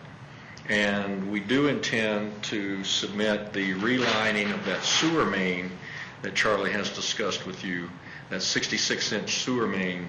If you recall, we did some work on it this last year north of Bellevue before it gets to the, or right at the, actually further north before it gets to the plant. We are going to submit to reline the rest of that 66-inch main. It's a 30 or 35-year-old main and needs work.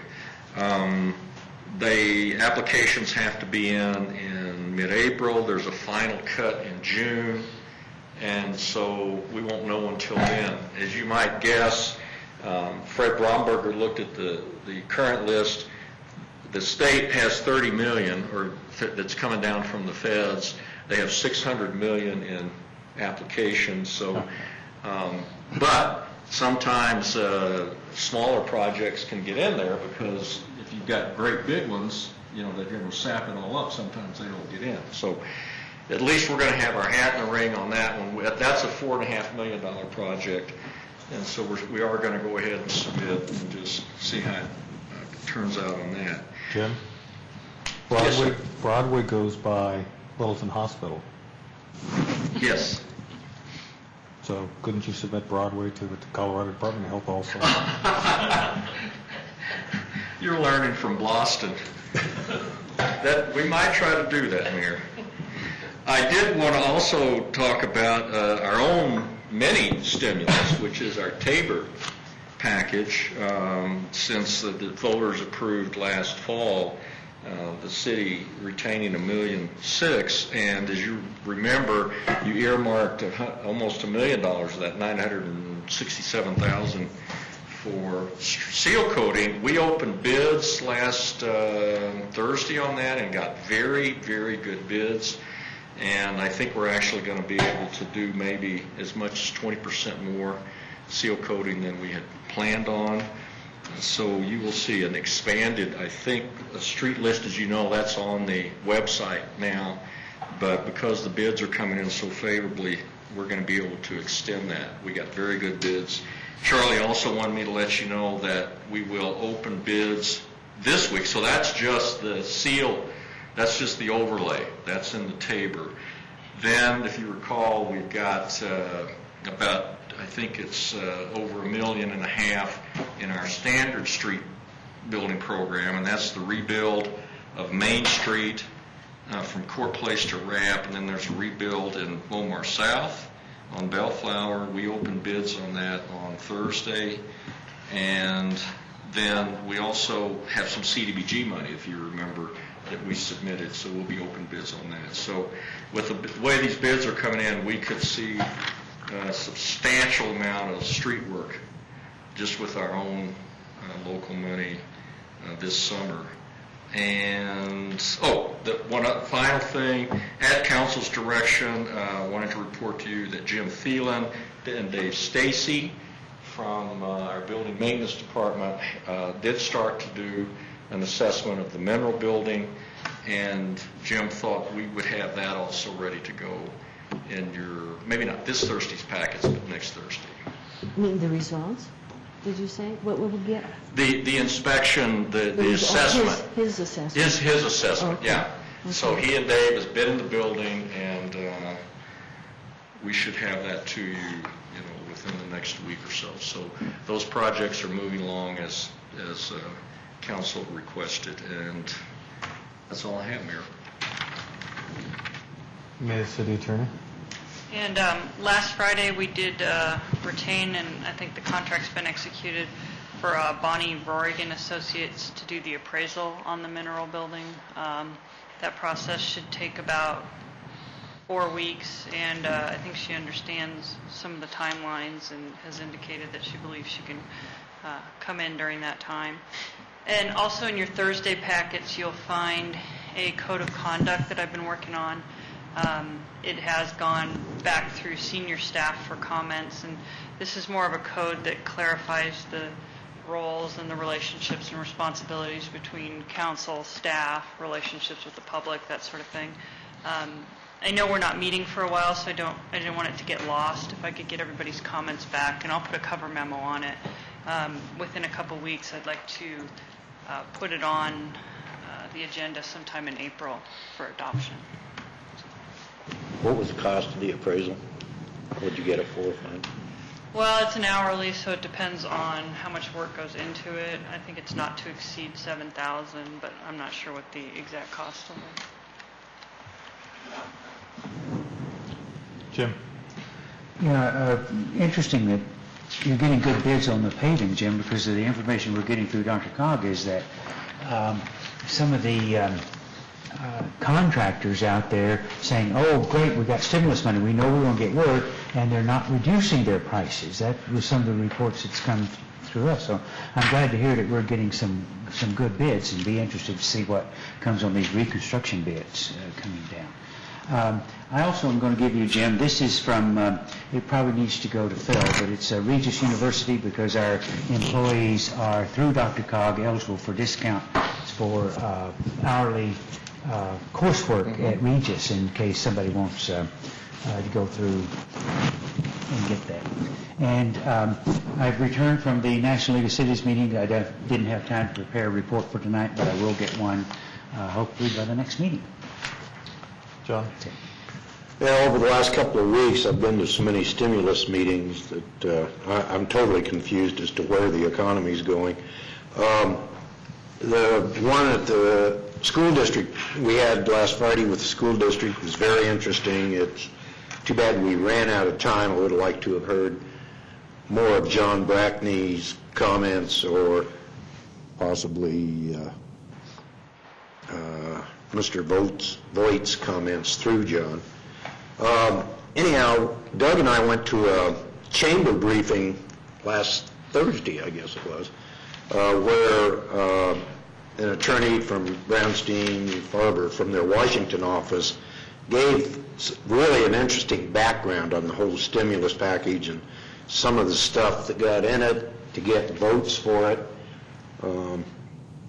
Interesting, there's money in there for an $8 billion high-speed train between California and Las Vegas. And that was certainly something that helped get a vote for it. And anyhow, it's one of the interesting things out of that same summit. We were during question and answer, what's going to happen with this, and he stated that many economists do not think the stimulus package is big enough. And if it's not, it's really going to be tough to do anything else because of just the public perception of the whole stimulus package now in hindsight. So it's going to be very interesting. Nobody seems to know what it's going to produce or whether it's going to work. And in light of that, tomorrow morning, Doug Farman and I are going to sit down and put the city's 5-year projection together, and I'm sure it will be very accurate. So, Jim, it's something you can use in future budgets. We'll have our own version of where the economy is going. And that's it.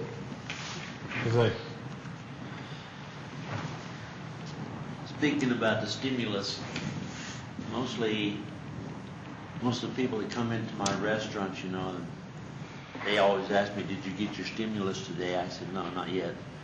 But I think they just want to talk about it. People are really downhearted about this whole thing. They don't know where it's going, just like John said. And when they see what's happening with the big corporations taking our money and paying off their executives, it doesn't put a very good flavor in your mouth. So I hope that this does something for the small businessman. They keep touting that it's going to help the small businessman, but I don't know to what degree it will help at all. About it. Deb? Tom? I don't like this book because it gets white stuff all over me. Next year, I plan on putting them in 3-ring binders, so that they won't be white stuff on Why don't we just get him a clothes brush? Nothing. Peggy? I have a couple things. The train accident, the last 2 train accidents, we've talked about this before. We really have not gotten a report yet, right, on those. And those who read the Littleton Independent last week, the editor had a column on his efforts to try to get that. So I sent him an email, so forth. And I'm wondering, can the city do anything more to prod that for follow-up? We get the same response that he did. You get referred to the FRA website, and it says pending. So unless we wanted to perhaps ask Representative Kaufman, over the years, we've not, at least ones I've been involved in, the Federal Railroad Administration seems to kind of move at its own pace. But And there's nothing we can do to try to get state senators or local Colorado senators or representatives to prod that at the state I'm not sure that they would level? have much clout with the Federal Railroad Administration. The railroads are basically the purview of Congress. And I think there's been some memos. Suzanne has gone back and looked at this, but we've researched it. Could we put a little burr under Kaufman, do you think? That's the only, if council wants us to, I mean, I don't know of any other source because, like I said, it's really, Congress regulates everything to do with the railroads, so. I would need a motion to ask to do that. Is there any objection to sending a letter from the city to Mr. Kaufman asking him to please see if he Perhaps make an inquiry that we have concerns, safety concerns here, and so far we've not been able to get anything out of the FRA except that if you go on their website it says the report or the investigation's pending. Is that both, Rex? Oh, I'll have to check, John. Charlie looked at those, and I don't. Yeah, it is both. I mean, according to the paper last week, I and think- apparently, Yeah, I think that- apparently the editor's really been on top of this, trying to get information, and so I thought, well, okay, maybe we can prod a little bit. I don't know how much, but if we don't prod at all, I mean, I know there's a lot on Congress's plate apart from prodding the railroads. Sure. Given that we have 2 in essentially 13 months, or just about that, it seems to me they ought to be acting faster. So, I was set up with an appointment with Congressman Kaufman for this afternoon, but I didn't make it because I was on my way back to Colorado, and Nancy Sharp went in my place. But I wouldn't have thought about asking for the railroad things anyway. I mean, it just wasn't high on my mind to do. But anyway, I think it's a concern that a lot of citizens have, so if no I'm objection, certainly we can- at council's direction, we'll be happy to put together something, probably a letter over the mayor's signature asking Congressman Kaufman to perhaps make an inquiry for us with the FRA. Thank you. And a second item, I'd like us to to make some progress with the feedback that BAC gave us in their report, the recommendations. So now I'd like to start by having an agenda item on our next regular meeting to approve for Littleton joining the American Society on Aging. And if we joined it, let's say, effective May or something like that, we'd have a year's coverage that would get us reduced price, I think, for the national conference, which is just occurring Sunday through tomorrow, I think. So next year, I assume it'd be the same time. So unless they have calendar year membership, which they probably don't, but if they do, then, we could think of delaying. April 7th? Pardon? April 7th? Yes, if that's okay. Sure. I just, I'm going to go back and look at some more. Bill Snyder has given me a packet of materials to look at related to the current conference, and the book, Turning Silver into Gold, which I think he gave copies to several people on the BAC committee, and he had an extra one, so he gave me that. So now that we're through all this, I can read that and see what else I might want to suggest. Jim? Can you send me a copy of BAC's report in Thursday's packet? Yes. Since I didn't get one.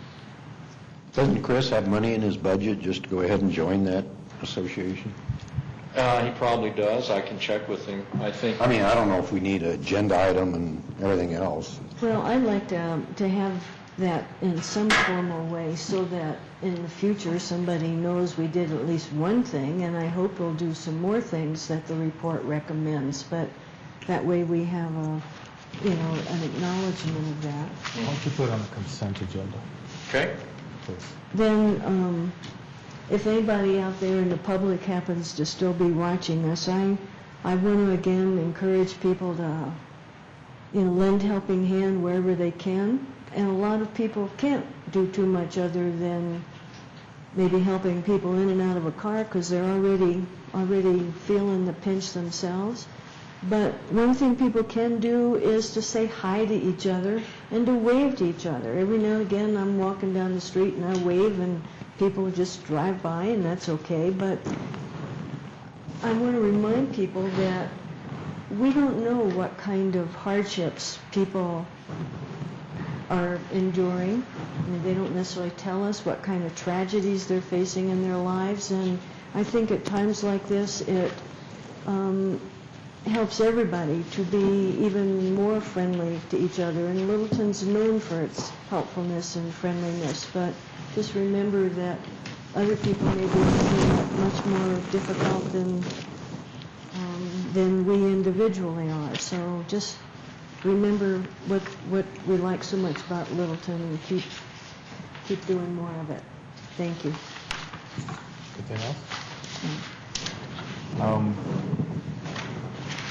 When I get on the website, I'm having a hard time finding the items that go with the agenda. I don't know if they're part of a new Granicus thing or if I'm just not smart enough to find them. It's the latter, probably. The latter. Is that a motion? Then I will stop by for special training. All right. Cheers, Dr. Cog. I don't really have a report. We meet tomorrow night. Okay.